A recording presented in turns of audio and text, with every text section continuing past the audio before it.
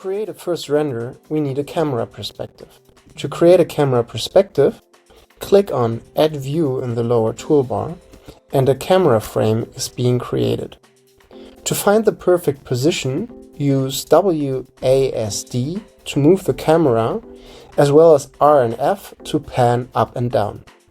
To find the perfect position, also use the mouse to point into the right direction. Now imagine you want to increase the field of view.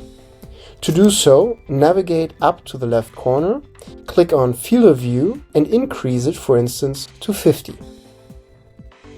Now, as we are in a camera position from an aerial viewpoint, you might want to have the sensor shift disabled.